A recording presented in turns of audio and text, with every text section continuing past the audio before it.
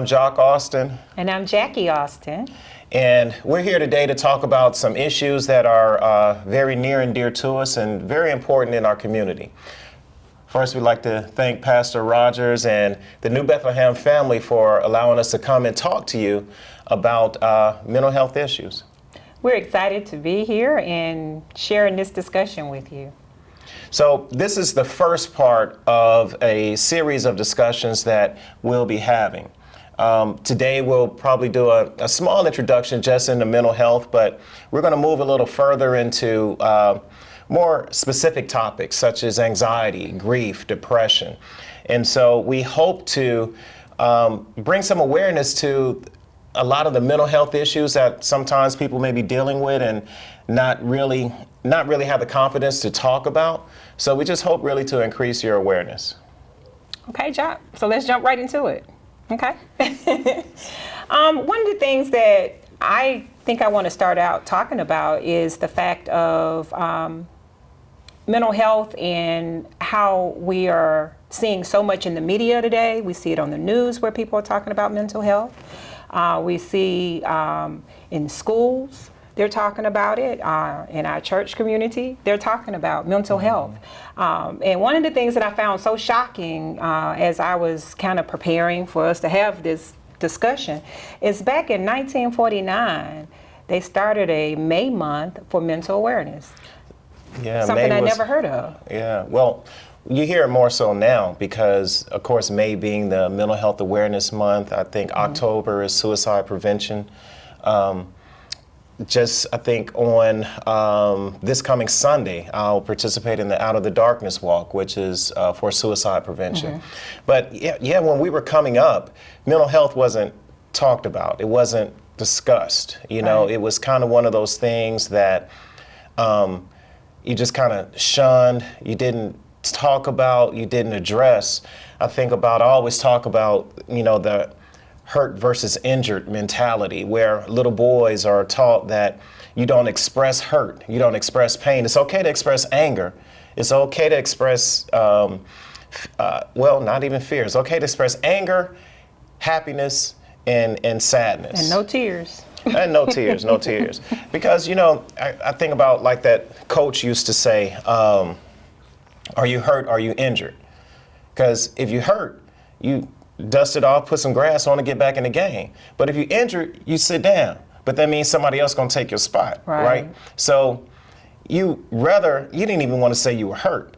But then look at that other connotation where little boys might tease one another about hurt feelings. So it's not cool to express or talk about, those emotions. You speaking about boys specifically, it's like you acting like a girl if you expressing certain emotions. So there became this stigma against talking about what you felt. And I believe that prevented a lot of people from being able to identify exactly what they feel. Right, and I can even recall as a young girl, you would observe, your parents talking and something was going on, or relatives going through something and crying, and the fact of expression, some type of emotion, but not understanding what it was. And one of the things that they did with kids is, you need to go back in that room. This is none of your business. Stay out of grown folks' business, So it's like you weren't given an opportunity to listen, to understand and process what someone else may be going through, so that you could kind of understand, well, okay, mom is having a problem because, or dad is having a problem because. It just became something that wasn't talked about in the house. My grandmother used to always say, this is a bulldog conversation, all fights is out. And for the longest, I'm like, what's a fight? I guess that's me. I can't be a part of this conversation. Go. But it was, that influences our upbringing, influences how we address mental health. Like I was saying, we didn't necessarily talk about it, or there was a lack of information and lack of knowledge that perpetuated that stigma. I can remember my grandfather, we used to get up early on Saturday morning and go out and cut grass. I promise you, we was waking the chickens up to go out there to cut the grass. But there was a neighbor who we had known had fought in the war. And he would sit on his porch, just sit out there, just rocking. And I'm like, this before day, we getting outside. How long he been out here and standing around? My granddaddy used to say, don't go over there messing with him because you know he ain't right. I remember another neighbor across the street from my grandfather, older gentleman. His was the yard that you did not want your ball to roll into, because your ball went in the yard, it was gone. And he was going to make it known, don't come in my yard and grab that ball. But I always heard that before his wife passed. He was a very welcoming, very friendly man. But after his wife passed, he just really turned really bitter. 2 doors down from him, there was another neighbor who would walk up and down the street just kind of pacing, talking to someone that only he could see. And my grandfather used to tell me about the gentleman across the street. Don't go over there messing with him because you know he ain't right. Your ball get over there is gone. And don't go messing with our neighbor walking up across the street because you know he talking to somebody he ain't right. So it was that message of don't go mess with them folks, he ain't right. We didn't have that discussion about the possible post-traumatic stress disorder that the neighbor on the left was dealing with, or the grief that the neighbor across the street was living with, or the possible schizophrenia that the neighbor walking up and down the street may have been dealing with. It was just don't go messing with those folks, you know they ain't right. That's kind of that mentality of, you know, just don't pay any attention to it, don't look at it, sit them in the corner and let them deal with it themselves. And one of the things, I mean, just based off what you just shared, one of the things that you definitely can say is that people lack an understanding of mental health and mental illness. So I ask you, John, well, how would you define mental health?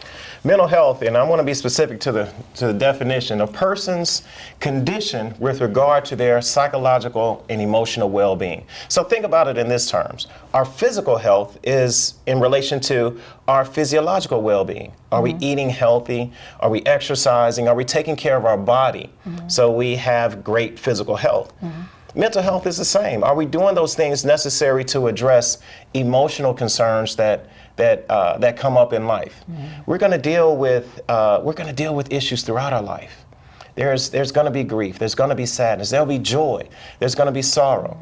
But have you developed those tools necessary to help you to kind of deal with it? I think a lot of times we're raised in such a way that we think we're dealing with it the best we can or the best that we know. But the best you know may not be the appropriate way for handling it. Right. So mental health, is just as crucial, just as important as your physical health. Gotcha. So let me ask you this: based off of everything you just shared here about mental health, what would you say are things that would prevent someone from getting or seeking help in this day and time, based off what you've, experienced in your lifetime as a kid, experienced now as an adult? What would you say would attribute to people not wanting to get help, seek help? That's one of the questions we've asked. We've been doing with the nonprofit Brother Let's Talk, having those barbershop talks. And that's a question that we've asked over the past 6 years since we've been doing this. And a lot of times is, I don't want nobody to call me crazy. I don't want to have to go take no medication. I don't want, to be labeled, to have a mental illness. And understanding, I guess, just what a mental illness is helps you to increase that awareness and know that, is this something I need to address? Okay. Well, I want to share what mental illness is, according to the National Alliance of Mental Illness, NAMI. It's a condition that affects a person's thinking, their feeling, their behavior, or mood. And these conditions deeply impact day-to-day living and may also affect the ability to relate to others. Not recognizing this illness for what it is can lead to substance abuse, ruined relationships, broken homes, and even incarceration.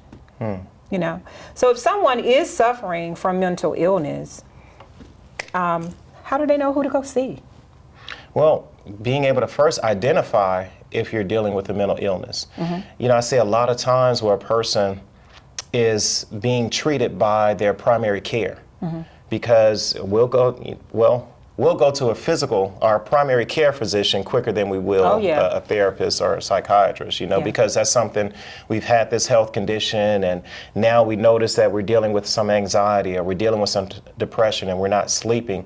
And so that primary care may prescribe you something to address that. So that's a big indicator. If you're going to your primary care to address a condition that falls under that definition, where it says a condition that affects a person's thinking, feeling, behavior, or mood. So if you're taking a medication for anxiety or depression, or because you're having a lack of sleep and you're getting that from your primary care, I'd encourage maybe going to see a psychiatrist. It's not that they're going to label you crazy or anything, but it's being able to find the exact help that's needed for the exact condition. Awesome. Okay. But let me add though, because a lot of times what scares some people is like, should I go see a psychiatrist? Should I see a psychologist, or should I see a therapist? If it's a situation where medication is needed, a psychiatrist is the one that you'll need to see. Those are the ones who prescribe medication. Also, nurse practitioners who practice in psychiatry. There are some who practice in the medical area, and there are some who practice in the psychiatric field. And so they can prescribe as well. But I encourage people, in addition to psychiatric treatment or medication monitoring, have someone that you can talk to help you to address the daily situations that you're dealing with. Because we're talking about it affects the thinking, feeling, and their behavior. And I don't want to get into that CBT model, because that's kind of what I adhere to, how our thoughts influences our feelings, and a lot of times we behave based on how we feel. But being able to recognize those thoughts, because I think a lot of times a person, their mind is racing. How do I control these thoughts? I can't get any sleep. But a therapist will help you to kind of understand why you think the way you do, being able to monitor those thoughts, and then to better able manage it so it doesn't quickly turn into some negative feeling or some negative behavior. And one of the things that I find exciting is that we are living in a time now where it's not taboo like it used to be to talk about a therapist. I have some girlfriends laughing and talking. They have a therapist just like they have a primary care physician, and they're very serious about meeting with their therapist, to help navigate them along life's journey. It's a great thing now, and even, we hear our children talk about it, talk about their friends or what have you. So it's a great thing that we're living now at a point in time where people are talking about talking to someone and getting help, and not being as, embarrassed or feeling that they're going to be labeled. And that's the important part about it, to keep the conversation going. When we stop talking, we stop the healing.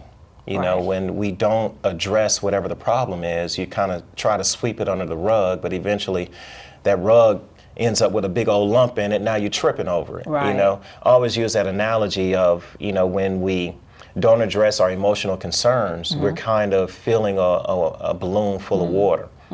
And eventually that balloon is going to burst. A therapist will help you to identify the water that's going in, know how much you need to let out, but be cognizant of your balloon and know if it's filling up, and have those techniques that that you can use to help empty it. Recognizing, we're going to have some stress. There's good stress that's necessary. It's called eustress. And that's that level of stress that helps us to perform in situations like this, where we got an interview and we're feeling a little nervous, but that's good, but sometimes the mind, and you've heard me say this quite a few times, that just because you think it doesn't make it true. Right. And just because you feel it is not something you have to do. Right. And so being able to recognize that thought, is this a healthy thought? Is this something that I need to pursue? Or is this something that I recognize as unhealthy, irrational, and I know the tools to just kind of let it go? Right. And having the mindset to ask yourself those questions, that matters. Because if you do, it can keep you out of making some decisions that you otherwise wouldn't make. Or That's you would right. make, rather, if you didn't have opportunity to consider those questions. Yeah, it's a level of self-awareness. Yeah. Now, I've seen so many times where people are kind of scared of, some of the thoughts that pop into their mind, and think because I think this way, then I have to be this way or do this way. There are a lot of thoughts that'll pop into your mind, and being able to recognize if that's a healthy thought. But imagine if you know where that thought came from. If you recognize, because I had this experience in life, or because I went through this particular situation, I now think the way I do. And you can work to, if you need to, you can work to try to challenge it, change it, you know, and live a much healthier life. Again, you know, I strongly believe that, you know, our mental health is just as important as our physical health, and to take care of our body is crucial, and taking care of our mind is just as important. I concur, definitely. Hence, we're here and having this discussion with one another. And we'd like to thank you all for listening in. And we definitely will be coming back with our next segment, which is going to be on anxiety. Okay. Ooh, I'm getting a little nervous. But thank you all, and thank you, Pastor, again, for allowing us this opportunity to have this conversation and the conversations that are coming up. I'd like to, probably they'll post it, if you are able to, send in some questions ahead of our next segment. Maybe we can address those questions and share that information, share some knowledge with you. Awesome. Thank you.